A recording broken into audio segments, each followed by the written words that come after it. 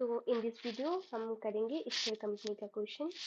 So question have a five requirement. Let's read out the first requirement of the question. Indicate by clicking in the relevant box whether the following statement about capital rationing are true or false. Okay. तो इस सारे statement में hard और soft rationing के बारे में explain किया हुआ है, तो मैं बोल देती हूँ. हार्ड कैपिटल रैशनिंग हमारा एक्सटर्नल फैक्टर की वजह से होता है and soft capital rationing internal factor की वजह से होता है. So now find out the option which is the best. Explain this both of the definition. ठीक है.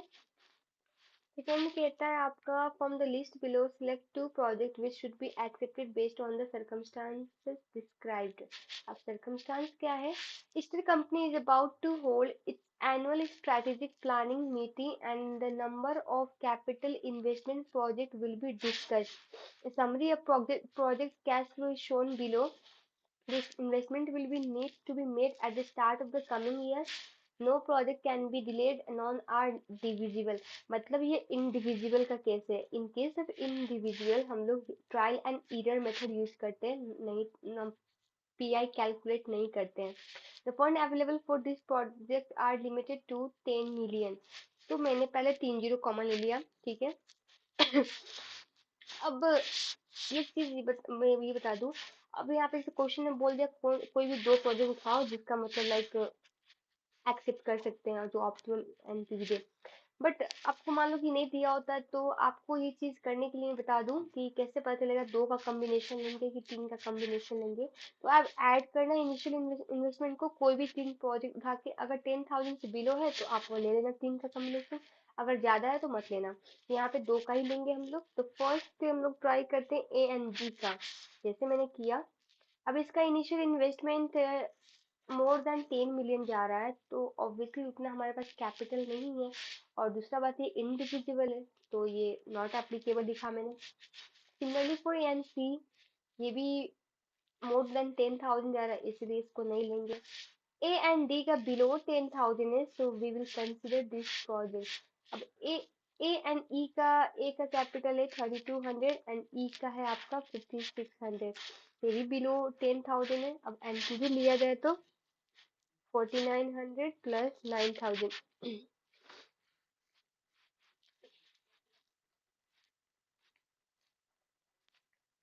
ओके. तो ये हो गया. बाकी कॉम्बिनेशन देखोगे तो आप बी का सी से, बी का डी से या बी का ई से, they are more than 10,000, 10 million. तो वो हमारे पास उतना कैपिटल है नहीं और प्रोजेक्ट इनडिविजिबल है, नॉट पॉसिबल. सिमिलरली आप सी डी सी ई का भी उठा के देख लो, नॉट पॉसिबल. मोर देन 10,000 जा रहे हैं वो लोग. एक बार करके देख लेते हैं. ठीक है. जैसे B and C, A B का तो हो गया. बी एंड सी का देखा जाए तो ऑब्वियसली 10,000 से ज्यादा है, क्योंकि बी का ही 9,000 है, तो ऑब्वियसली ये तो पॉसिबल नहीं है. सी का भी सेम केस जाएगा, आप देख सकते हो. ठीक है.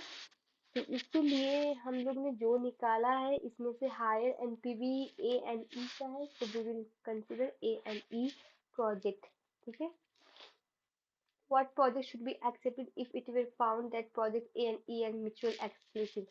अगर A and E mutual exclusive है तो उस केस में हम लोग A और D को लेंगे. ठीक है. mutual exclusive मतलब अगर दोनों में से A को चूज कर सकते हैं. अगर A लिए तो E नहीं, E लिए तो A नहीं. ठीक है.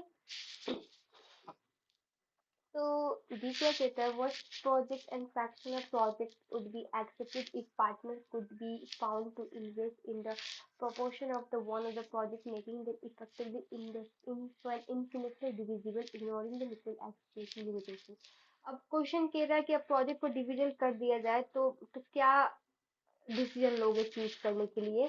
तो हमारे पास पांच प्रोजेक्ट है ना, A B C D E. इसका इनिशियल इन्वेस्टमेंट भी लिख लेते हैं फटाफट. ए का इनिशियल इन्वेस्टमेंट है 3200 by taking 30 common. 9320, 7300, 5200 and 5600. Oh, remove नहीं किया था. ठीक है. ये हो गया हमारा आई आई, दैट इज इनिशियल इन्वेस्टमेंट. अब एनपीवी निकालते हैं. एनपीवी दिया हुआ है ना हम लोग को 4900, 7400, 5900, 7500, 9000. अब हम लोग पीआई निकालेंगे क्योंकि प्रोजेक्ट डिविजिबल है ना. दिस डिवाइड बाई दिस, इसको नंबर के फॉर्मेट करते हैं, नंबर। ओके, तो कॉपी शिफ्ट पेस्ट, ये हमारा एनपीवी आ गया। द हाईएस्ट एनपीवी इज 1.61, ये 1 हो जाएगा।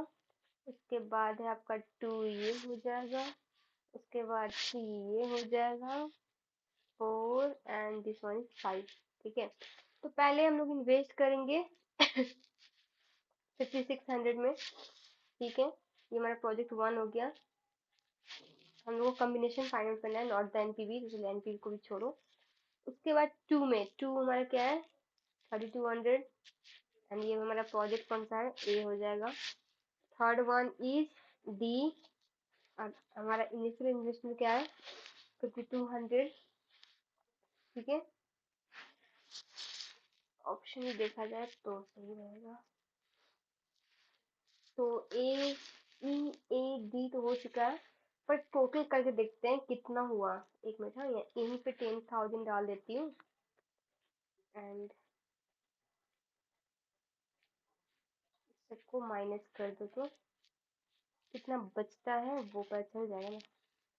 तो 4000 स्टिल रिमेनिंग है, तो 4000 अभी हम लोग कहीं और कर सकते हैं इन्वेस्ट।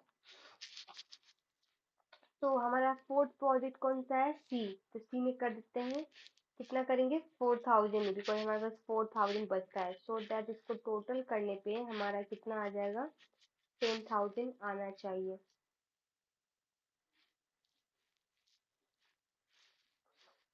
18,000 कैसे आ गया,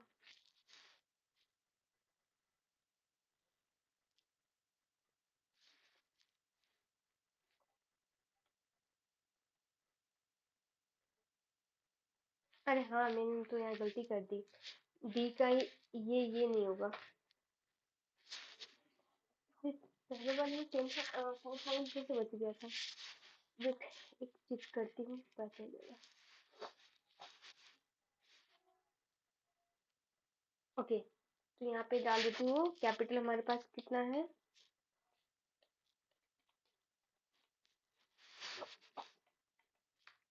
10,000 है।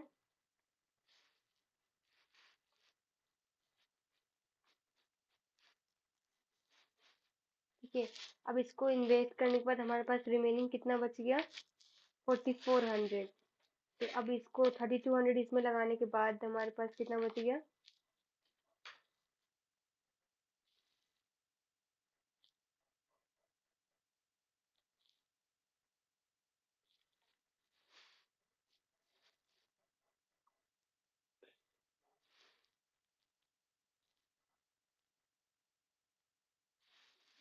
ठीक है, 1200 बच गया।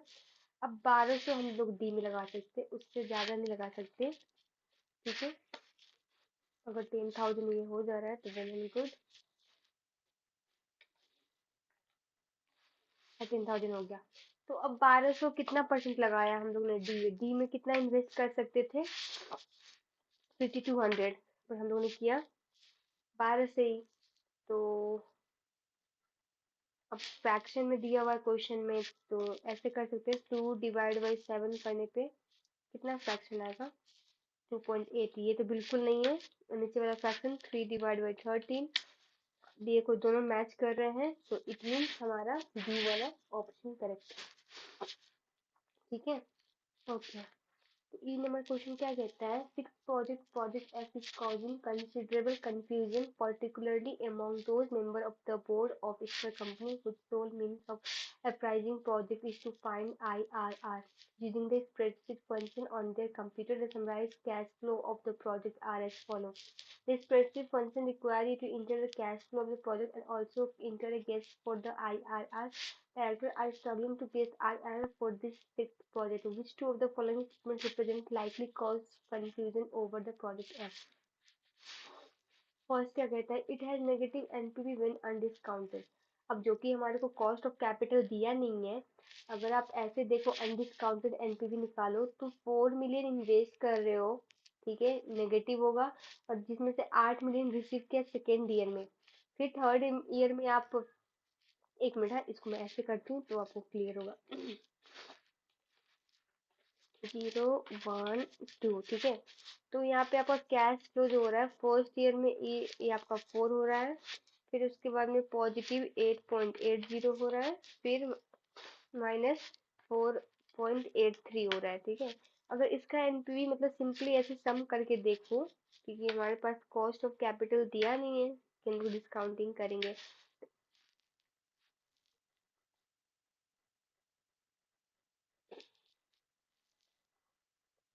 ये नेगेटिव में आ रहा है, ये राउंड अप किया इससे पहले, इसी वजह से सही हो रहा है।